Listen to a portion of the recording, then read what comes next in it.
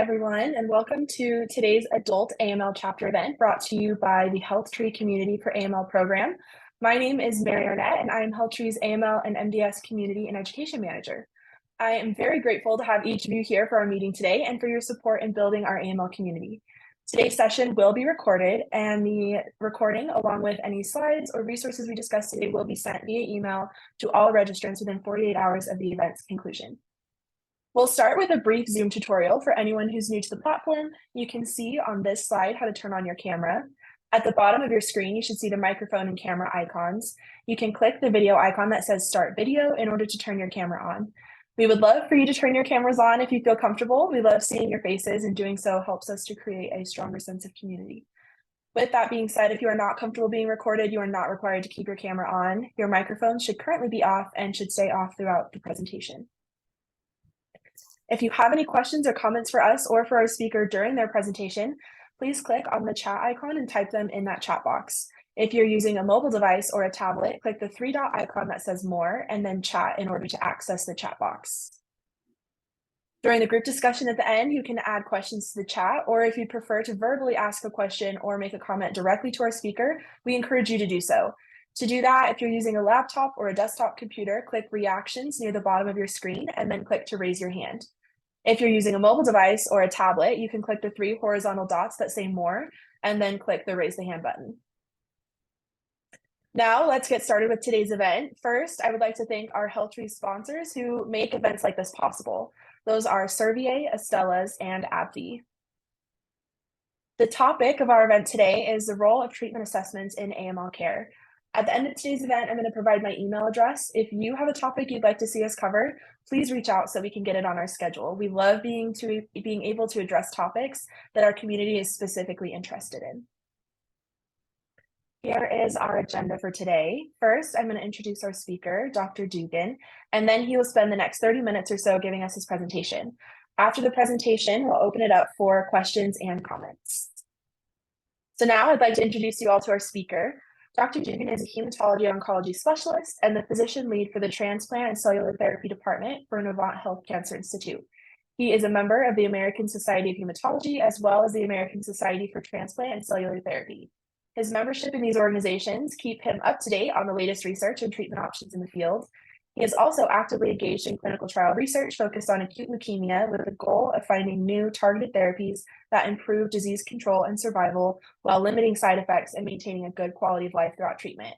I'm sure with his impressive background, you can see why I am excited to have him on to speak to us today. So with that, I will go ahead and turn our presentation over to him. I really appreciate that introduction, and thank you everyone for joining. I'm going to share my screen, hopefully with no snafus here. One second.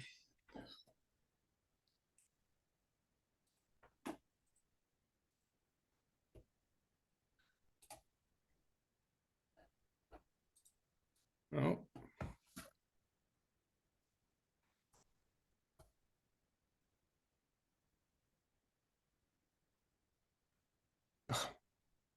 Hey, it's asking me to quit and reopen to share the screen. Can you just share my screen? I can quit and rejoin.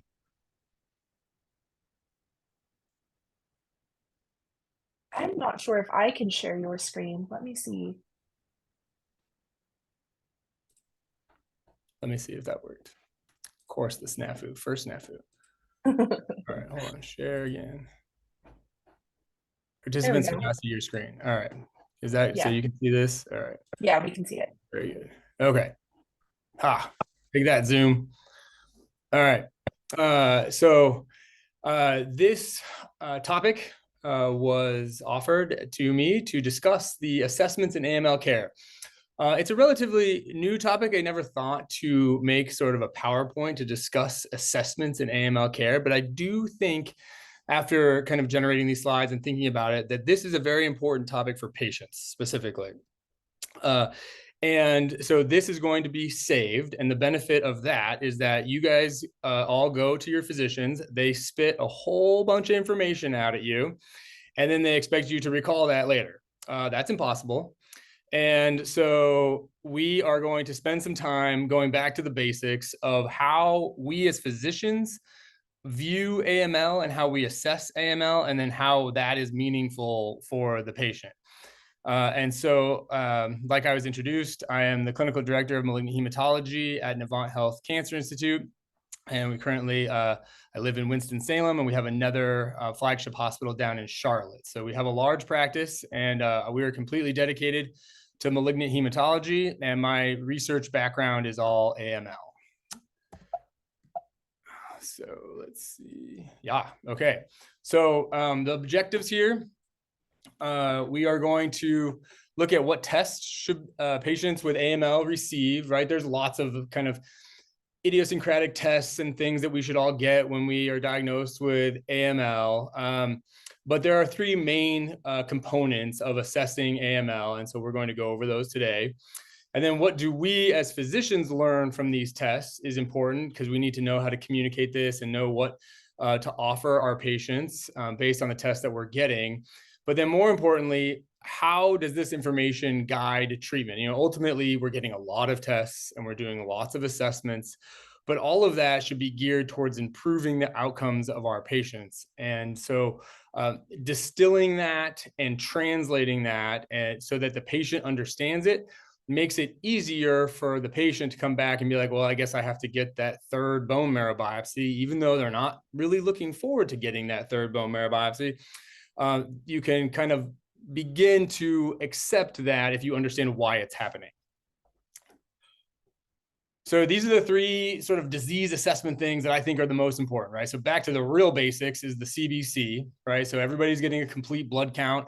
Maybe the patient is coming in fatigued. Maybe they have some new fever, or they just are feeling generally unwell and run down. The first thing that maybe a primary care provider will do, or even the emergency department, if the patient is so sick that they're presenting at the emergency department, is going to be getting this CBC. I have a lot of patients come in and they say, look, you get these blood counts. You talk to me about them. I don't know what those numbers mean. And you can talk to me all day, but until we go over it again and again, we're not going to fully understand it. So we're going to take some time to look at the CBC today. I always tell my patients, you're getting a crash course in medical school, whether you like it or not. And so walking through this time and time again is helpful. The bone marrow biopsy is the gold standard, right? So we need a bone marrow biopsy because that's where this disease is coming from. The disease is a disease of stem cells, hematopoietic stem cells to be more specific, the stem cells that make all of our blood. The bone marrow is a very busy place and just churns out cells, and those cells are all descendants of the hematopoietic stem cell. In order to assess the disease of the hematopoietic stem cell, we need the bone marrow biopsy. That's just where they reside. And so it's not the most fun test to get, but it provides so much information for us to help guide treatment that they're crucial to the successful treatment of AML. So we'll go over the how, what, why, and when of bone marrow biopsies. And then the last thing that we'll talk about is measurable residual disease. And we are not going to give that a ton of time because it is a separate 17 lectures by itself. And so we'll go over what it is and why we get it. And there is still a lot of unpacking to do sort of in the research realm and how these things are included in clinical trials that we still don't fully understand.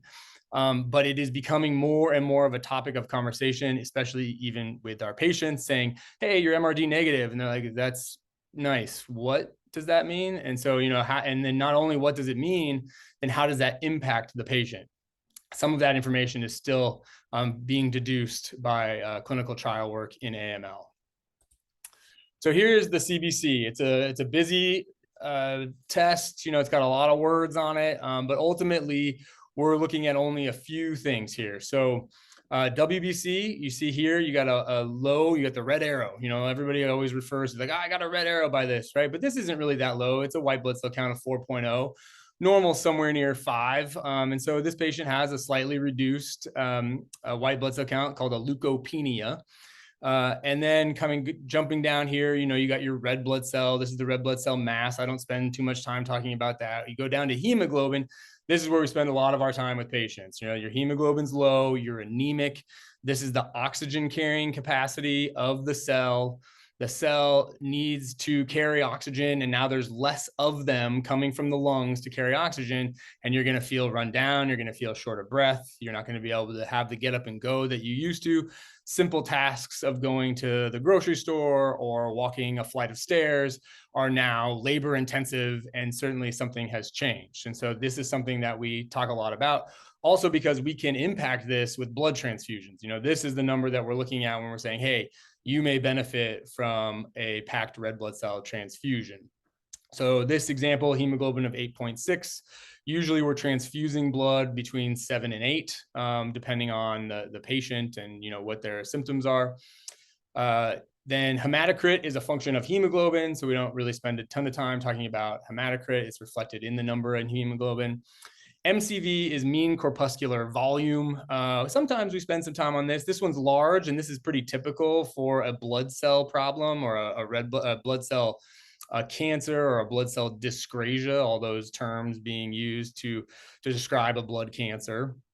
And then sort of jumping down to the next impactful thing here is the platelet count. So platelets are another cell that we talk a lot about, and also mostly because we can do something about them pretty quickly, right? Somebody has a low platelet count, they're bruising, they're bleeding. We can give platelets quickly. We can find donated platelets and infuse them. So something that can be intervened on.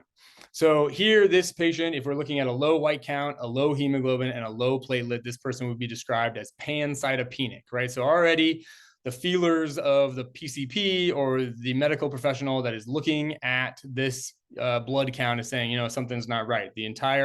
All 3 cell lines are down, the white cells, the red cells, and the platelets. So that is indicative that the factory that makes these cells, the bone marrow, is diseased. There is something wrong with the process of making blood. Then you go over to the white cell differential. And this is where a patient's eyes glaze over and they're like, I don't know what any of these words mean. And I don't know if they're meaningful or not, right? So just look at the 2 highlighted red numbers, right? So blasts in the blood, this manual count, are never supposed to be there. It's supposed to be 0 or not reported. This example shows a 58% blast count.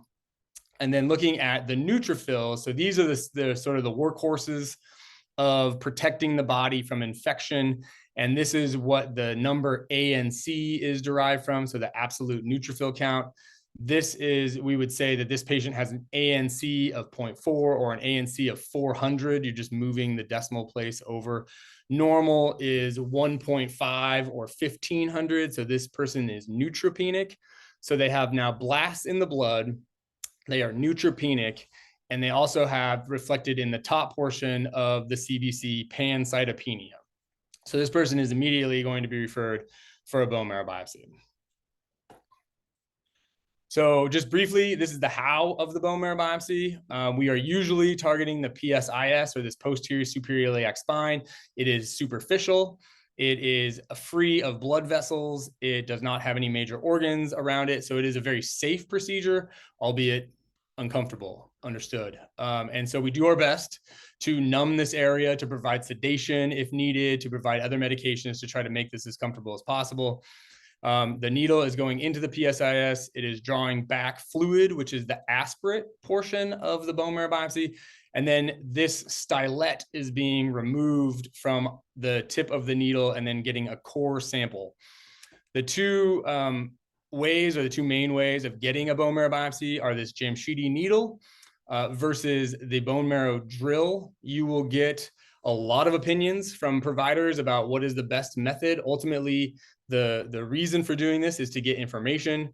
I am biased towards the drill. This is how I was trained. We were trained on both, really, but I find in my practice that there's less pressure, there's less pain. It is faster than doing the manual needle.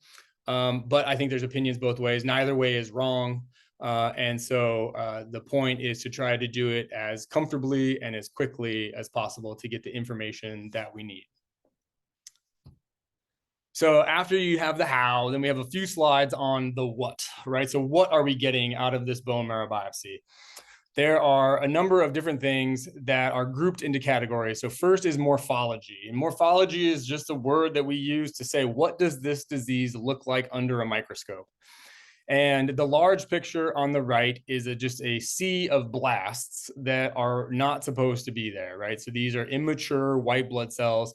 They're not forming correctly. I've offered two here, these small squares down here. The left is a blast. You see this just large round nucleus versus a normal mature neutrophil it's segmented, it's less blue, and clearly different, right? So most of the cells are supposed to look like this, but instead they're looking like this. And these have just halted in their progression through normal maturation of the blood.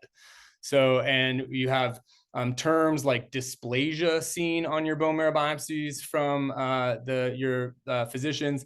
And that is just a term that we use to say, when we look at this under a microscope, they look funny. They don't look like they're forming correctly. Maybe they're not necessarily blasts per se, but the cells are deranged and not forming in a way that we would expect normal healthy blood to form. And then I included our rods here. These are often described, and on the right-hand side picture, you can see two of them. I don't know if you can see my cursor, but there's one here and then crossed by another one. These are sometimes described in APL, the acute promyelocytic leukemia, or also described in sort of various types of AML, not necessarily specific to one versus the other.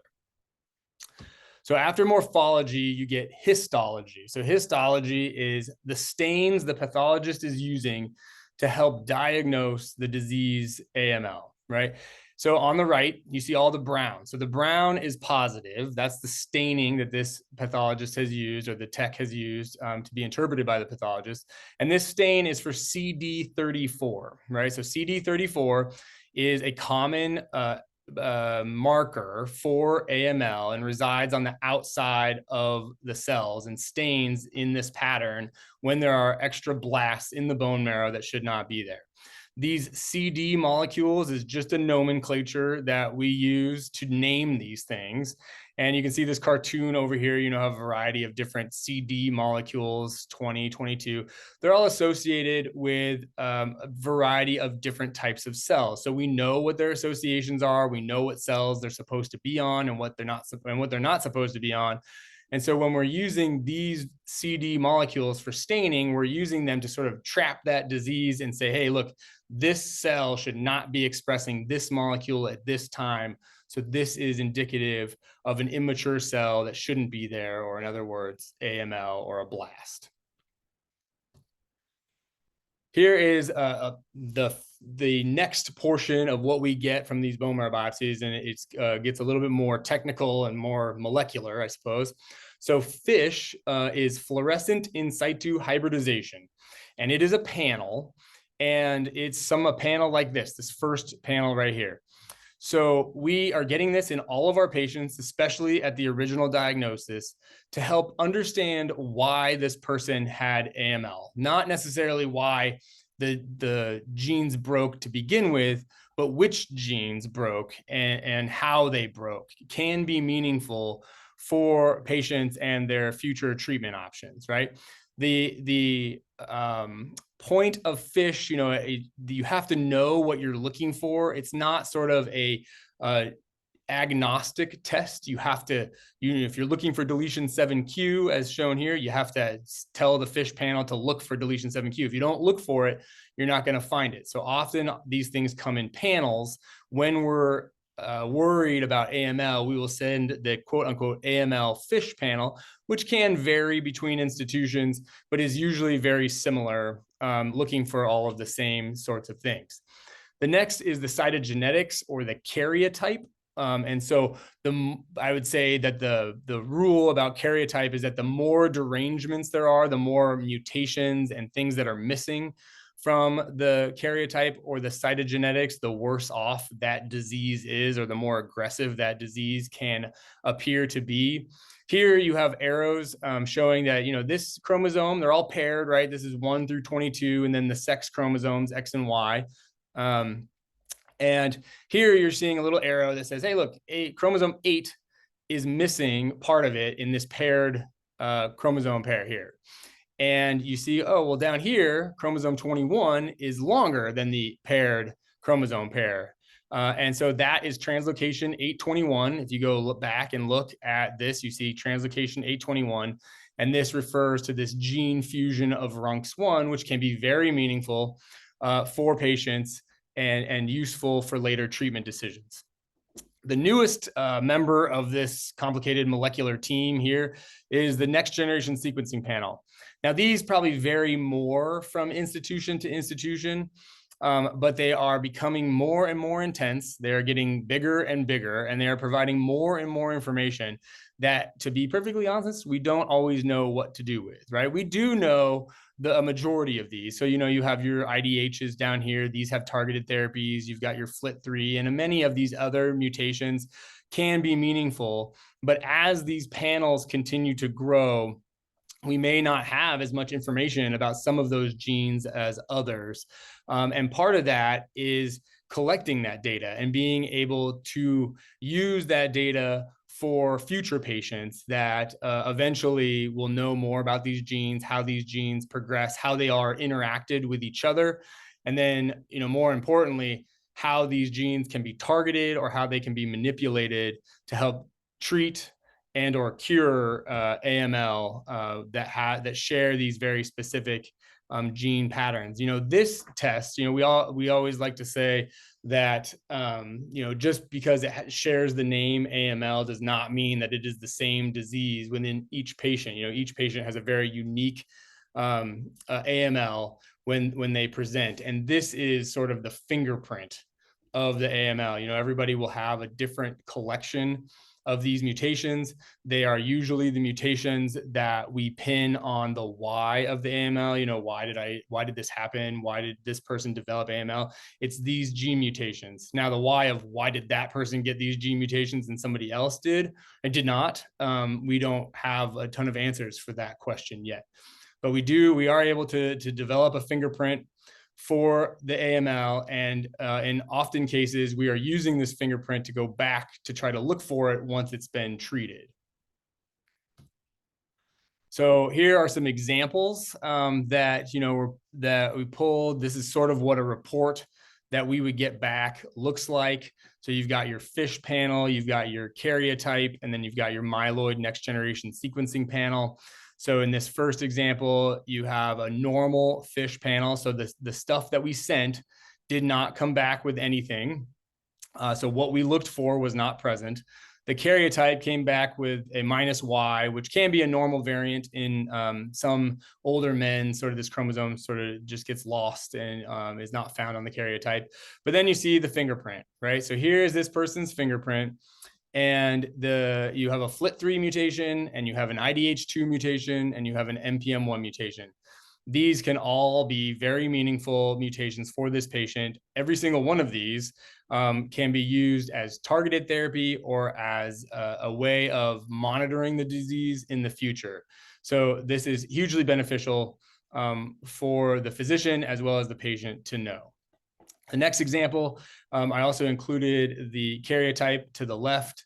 Here we're seeing that the FISH panel did come back with a trisomy 8. This is what that would look like. So you have your paired chromosomes, and then you got a third one, right? So that's the trisomy. And that can be meaningful. We've looked at other studies to say, how does trisomy 8 affect treatment options, or how does it affect treatment response in AML? And so knowing this can help sort of guide prognostication and expectations. And then you've got the karyotype showing the same thing, right? So that's just this translated into letters and numbers. And then you have the fingerprint, again, the next generation sequencing panel. And here, similarities to the first one, you've got NPM1. Here they have an IDH1 mutation and a KRAS mutation. So all meaningful, all can be helpful later for disease assessment and later prognostication. So the why of this, okay, great. So we get all these fancy tests and we do these bone marrow biopsies. How does this help, right? So what I've included to the right is the European Leukemia Network guidelines. There are other guidelines. There are the NCCN guidelines, as well as several others that try to group AML into these categories, right? One might balk at the term favorable in the setting of AML, but that is what's listed here. And the reason that this is helpful is that in many instances, if you have a patient with quote unquote favorable AML, these patients may not need to go to allogeneic stem cell transplant right away under the correct set of circumstances, right? So this is where treatment planning comes in. We do all of this assessment because we know based on clinical trials that some of these patients may not need to go to allogeneic stem cell transplant, whereas some of these other patients that are grouped in these other categories may need to go to transplant right away in first remission. Here, the adverse group, we are changing care sort of as the car is moving 70 miles an hour down the highway. These things change in very quickly. So for example, mutated TP53, this is a bad mutation, typically thought to not be very responsive to our traditional chemotherapies. And so more and more institutions, including our own, are trying to avoid giving sort of the more traditional induction regimens to these patients because it's mostly thought now to just provide illness, make patients sicker, and not provide that durable remission that we're clearly striving for, right? So the next bullet here saying allogeneic transplant discussion, right? So as we gather the data and start to group patients into these risk categories, we can help guide the discussion for a transplant. Managing expectations, we all want to hope that our disease is going to be treated and that we're going to be put into a remission. And that is where we try to keep patients with that hope, because without hope, what is the point of coming back to clinic all the times that you need to come back? But also trying to ride the line between realism and trying to be realistic and managing expectations about what we expect this disease to do.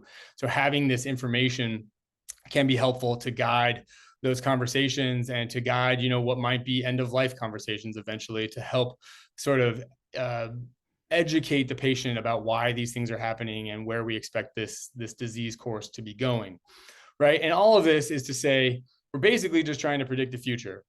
But oncologists, I think the ones that are honest with themselves, will say that we're not very good at this, and no patient reads the book, and people surprise us in sort of miraculous ways when we say, oh, you've got terrible disease, and then it's gone with treatment, and we're able to move on to the next phase of that person's care, right? So I try to emphasize this with my patients. Patients are not bell-shaped curves, right? All we know from this data and from all of the clinical trials that we have are the averages, right? We have these bell-shaped curves and we have these Kaplan-Meier curves and all this data that we can kind of spit at patients and say, look, on average, this is what we expect people to do.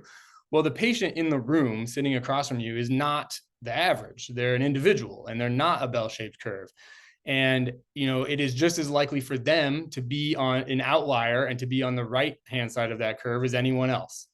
And so we spend a lot of time talking about this, but at the end of the day, I try to emphasize that the hope lies on the right-hand side of these curves. And, there's no reason why a patient can't be on that side of the curve. So all this data helps guide these conversations, but it is not written in stone how a patient is going to do depending on how they fall into this risk category. So then the when, right? So obviously the first time that we're getting a bone marrow biopsy and disease assessment is at diagnosis, right? So the first bone marrow biopsy, and we get all this data and we say, hey, is chemotherapy going to be enough? Is this person favorable risk, right? Can we stop after we get them through treatment and induction and consolidation? Or do they need to move on to allogeneic stem cell transplant or clinical trial or another type of treatment? What is the likelihood of remission? That helps us sort of guide the expectations and the next treatment planning. Are there other medications that need to be added up front, right? So if you get a FLT3 mutation, we have drugs for that, and we need to add that on to the initial therapy that a patient is planned for, right? CD33 has another medication that we are trying to typically add in favorable risk AML. So all of these things are meaningful to help sort of tailor the medications and the treatment for the fingerprint of that particular AML.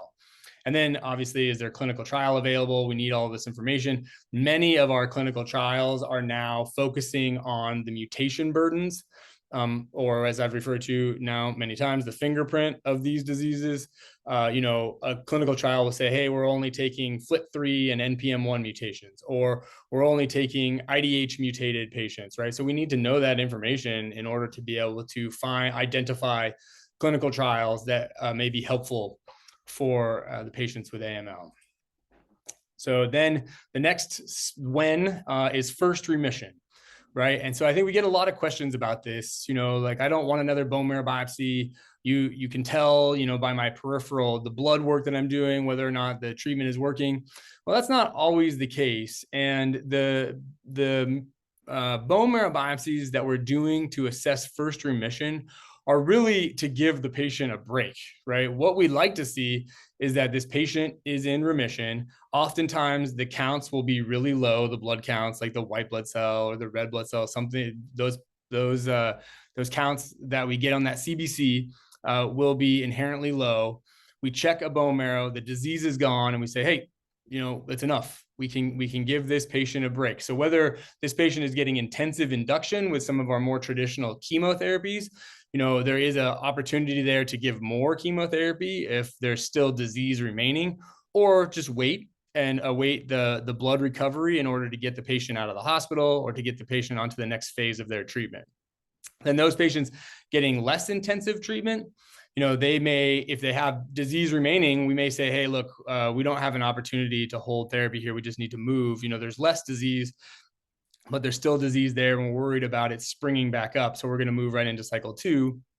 Or, which is often the case, we do the bone marrow biopsy, we see the disease is gone, and we say, hey, look, now it's time to take a break, right? And I think that based on my practice and what I see from my patients is that they appreciate that. They're like, hey, I will gladly get this bone marrow biopsy done, take this 2-week break or however long it is, in order to have my counts come back so that when I get the subsequent cycle of therapy, that I'm stronger. I've had, a break. I've been able to see the reason that I'm doing this. They're not doing it. These patients aren't coming in to get treated just so they can sit in an infusion chair for 5 hours and get blood transfusions. They're doing it so they can have a better quality of life, right? So that 2 weeks off, sometimes patients are just off and they're not coming into clinic. They're with their families. They're able to take a break from the 4 walls, which is the hospital and the infusion chair. So I think that can be very meaningful for morale and helping that patient get to that next cycle. And then it also helps us prognosticate. We're, again, trying to predict the future here. So we do MRD assessments or measurable residual disease. And if you can find that a patient got pretty quickly into a remission and then they're MRD negative really soon after starting the treatment, that patient's going to have a better course than somebody that has had persistent disease or has persistent MRD positivity and has required back-to-back therapies, right? I think that makes sense. Less disease is better than some disease. But we can't really know the status of the disease without looking to the source, which is that bone marrow biopsy. So then obviously we're also recommending the bone marrow biopsies at relapse, right? So the biology of AML allows it to evolve, right? So this is clonal evolution. Things like FLT3, which is a targeted and targetable gene, come and go sometimes. Sometimes a patient does not start with FLT3, and then we do a bone marrow biopsy at relapse, and FLT3 is present, and then that patient is afforded a different treatment regimen because that FLT3 appeared. Sometimes the FLT3 comes and then goes. And so these things are malleable and can change. Patients can develop multiple clones. We can do more prognostication. And then at relapse, the most important thing is there a clinical trial available? And we need the bone marrow biopsies in order to help guide the choosing and the inclusion in these clinical trials.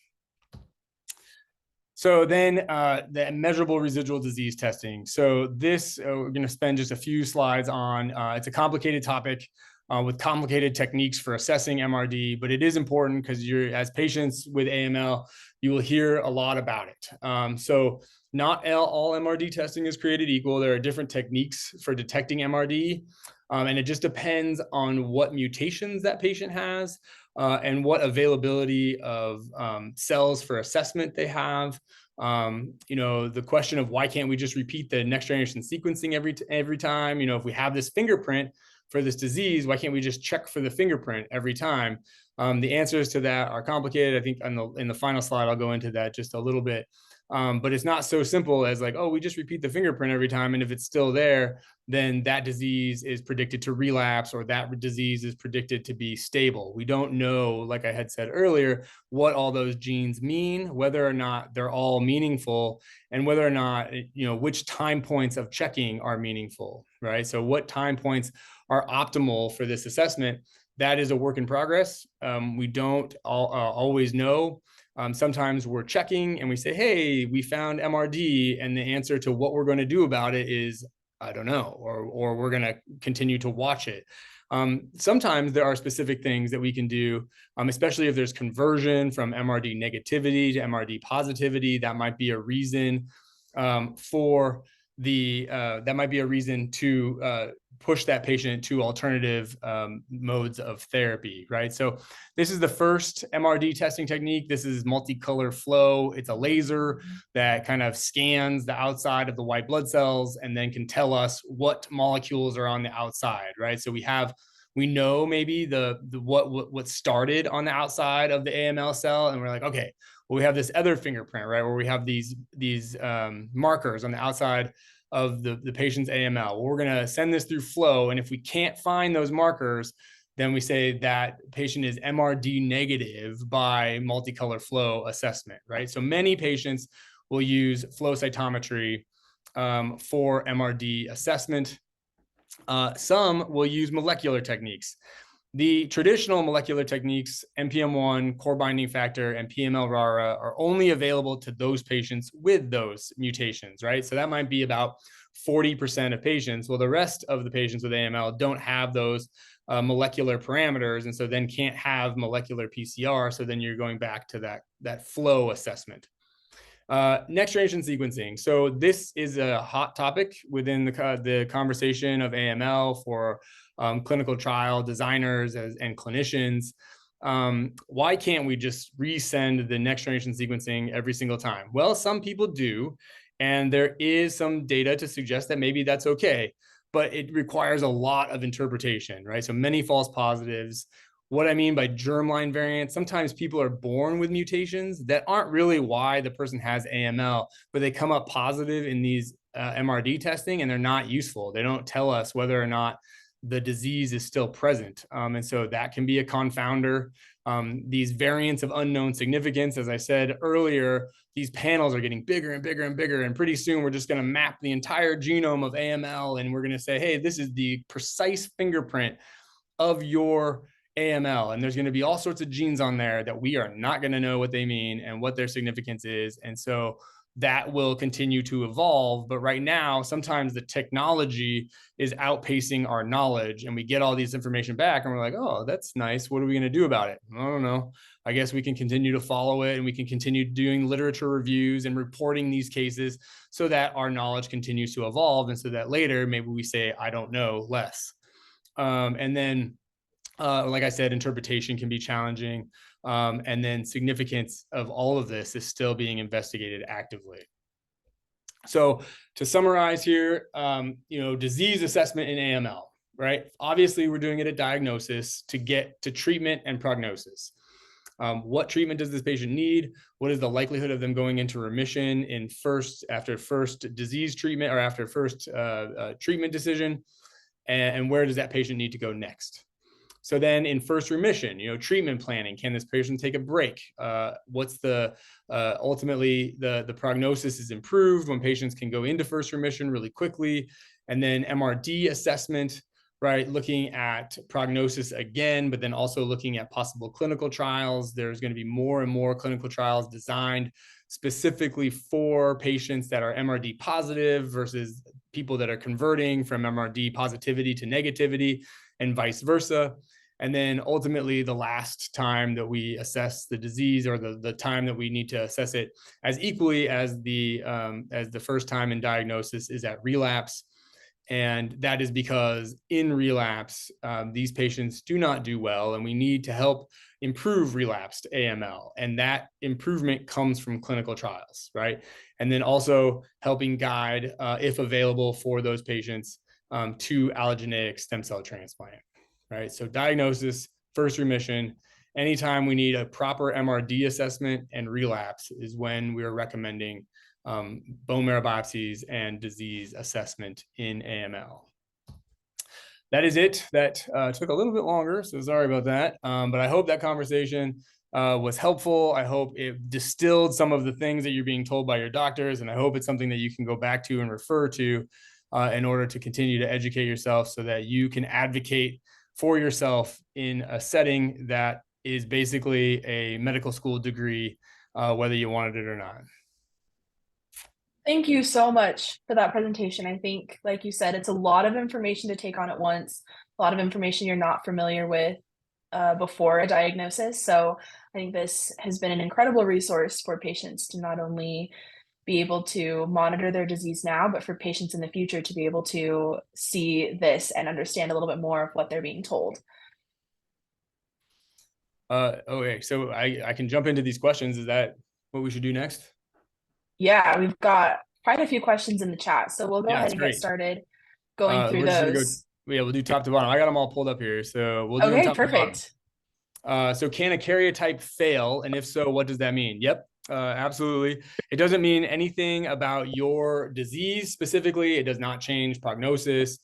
It is just, when you're doing a karyotype, you're basically trying to get the cells to grow in a lab and then go through metaphase, which is sort of splitting that cell in half and then stopping it to identify those chromosomes.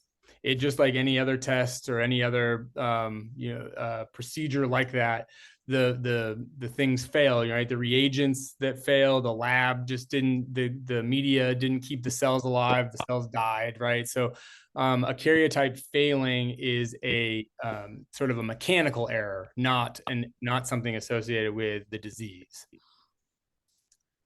Will we ever move past bone marrow biopsies? Oh man, I hope so. And be able to get all the genetic information from a different type of test. Yes, I think so.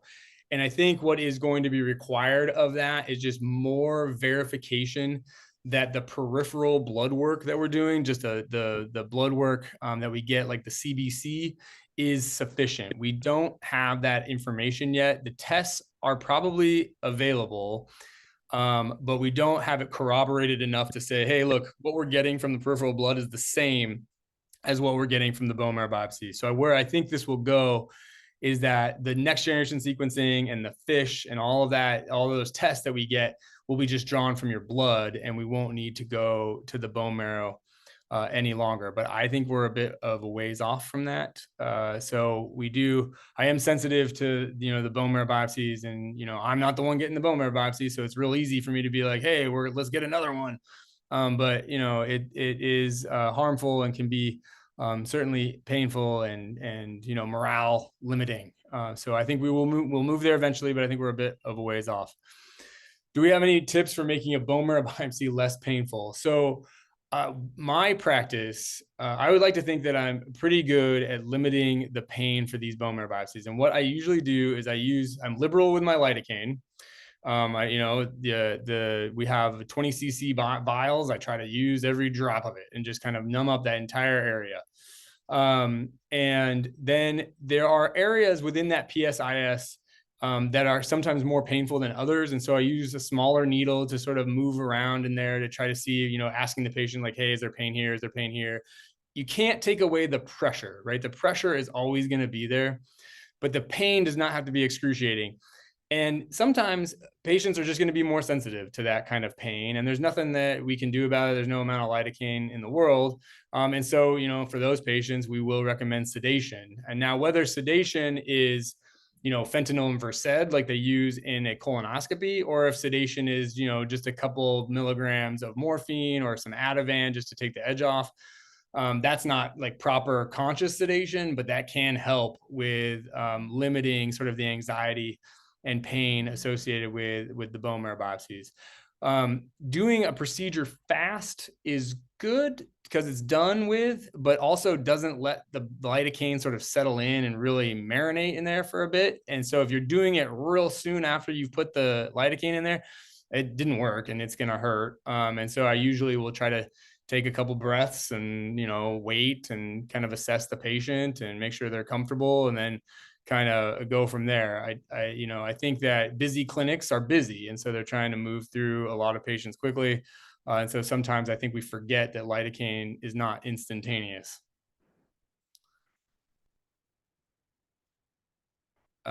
Is the French American British system still used in practice after bone marrow biopsy to classify AML? It sure is. In training, we were trained on the genetics and the next generation sequencing, and I was like, French American British, I don't have to learn that. We're going to just do this, all the karyotypes and all this molecular data.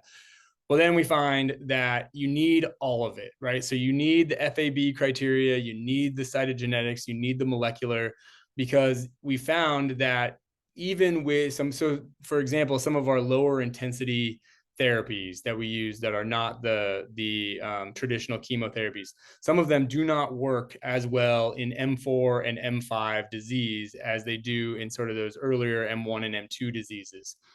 And that was based on morphology alone, right? And it didn't really correlate to the next generation sequencing or the cytogenetics, right? So all of it together paints the picture of the AML. And so we still have to include the morphology, which is ultimately what the French American British is just a system of classifying what it looks like under a microscope. And then using that to then add to the cytogenetics and the molecular profiles that we're getting to paint a clear picture of the AML, all in an effort to continue to try to predict the future and how these patients are going to do with their particular incidence of AML. All right, next, overall, how many bone marrow biopsies will I need during and after treatment? This is very variable. So it depends on the type of treatment that you're getting. I'll speak to sort of induction therapy first and try to, these things also change if numbers are worrying or things are looking different. Sometimes we'll go back to getting a bone marrow biopsy because it's really the only way that we can peer into where the disease resides, right? But so if you're getting traditional induction, you're going to get treatment, and then 2 weeks later at day 14, you're probably going to get another bone marrow biopsy. So now you're at 2.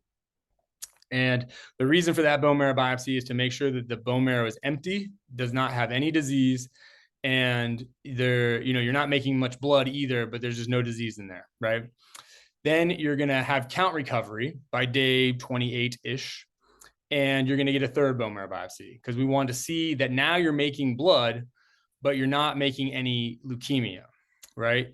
So then you're gonna hopefully get out of the hospital, and you're gonna come back into the hospital for some of the traditional consolidation, typically with cytarabine. And what my practice is I will do 2 cycles of cytarabine, do another bone marrow biopsy. If the patient is MRD negative after those 2 cycles of consolidation, and there's no disease found anywhere, I will do 1 more cytarabine and then done. And there's no more bone marrow biopsies unless there's concern for relapse or there's a reason to get more information, right? So that is a minimum of 4.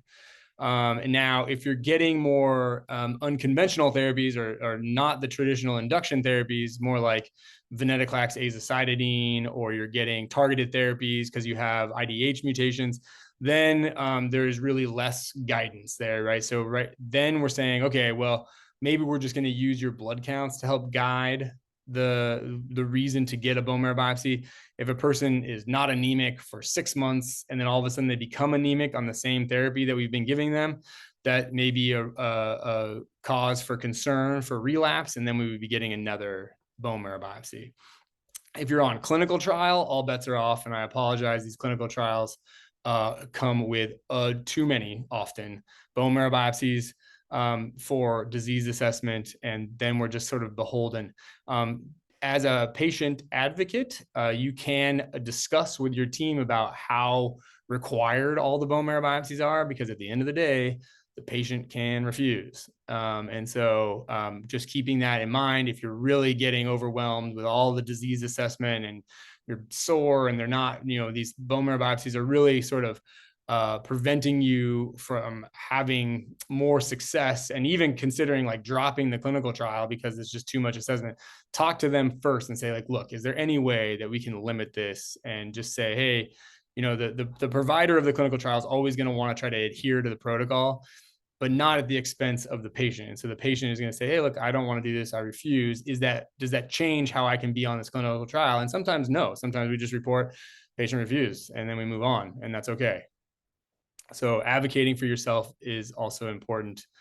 And then how often do you see your patients after first remission? So that's also a difficult question because it can be just different depending on what patients are doing. So sometimes if I have people on low intensity therapy, for Veneza being the venetoclax azacitidine being the most common, they'll come back in monthly to every 6 weeks, getting breaks in there for their treatment, and then assessing blood counts and making sure that they're adequate to go to the next cycle.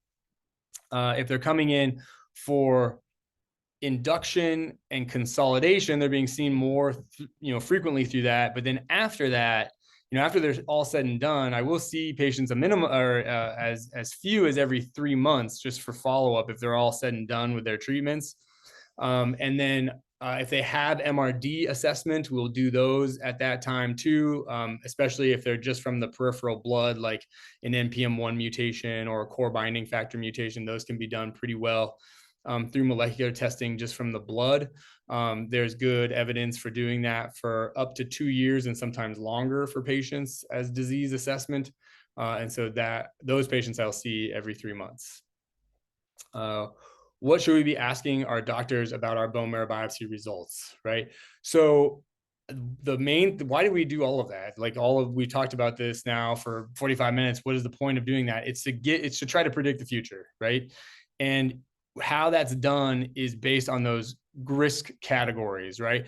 So one simple question would be to ask your doctor, what risk stratification am I? What risk category am I? Am I favorable? Am I intermediate? Or am I adverse? And based on that information, what are you seeing from that bone marrow that puts me into those categories? And then how does that change my treatment? Are there, based on my bone marrow biopsy, clinical trials available? Have we thought about, do we need a clinical trial? Some people don't need a clinical trial. Some people have a disease that is amenable to traditional chemotherapy, and that might be all that they need.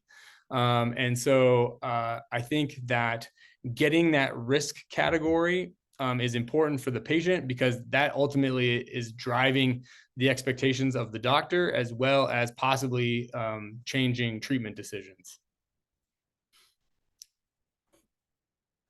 Thank you so much for answering all these questions. I think it's clear to see there's a lot of uneasiness or uncertainness surrounding bone marrow biopsies just because it's not the most pleasant of procedures. I understand that. I think you highlighted really well the importance that they play and the role that they play in care, and helped us to see, even if it's unpleasant, why it's necessary sometimes and why it can help their doctor be able to better plan their treatment and better be able to treat their specific case of AML. So it looks like that's all the questions we have for today. I would just like to mention we have some upcoming meetings later this month and over the next couple of months. We have a scheduled event planned for May 30th, hosted by our HealthTree for All blood cancer community on dietary guidelines for cancer prevention after treatment.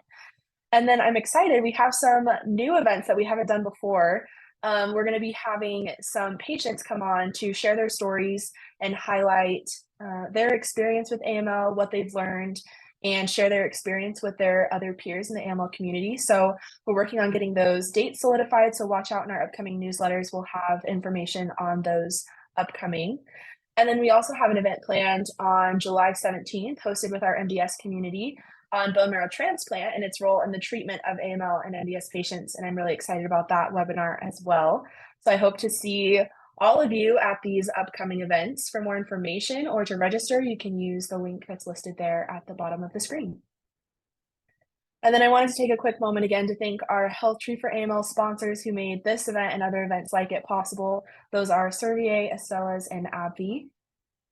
And finally, I just wanted to say thank you to all of you here for helping us to build our AML community. Please don't hesitate to reach out if you have any questions about HealthTree or if you have a topic you'd like to make sure we cover in one of our future webinars. I added my email address there on the screen. We would love to make those topics happen for you. Also, if you want to come on and share your AML story in one of our webinars, please reach out. We would love to highlight your experience for other community members. We think there's a lot of value in learning from one another. I appreciate all of you so much, and I hope you have a great rest of your day. Hope to see you at future webinars. And with that, we'll go ahead and end this event today.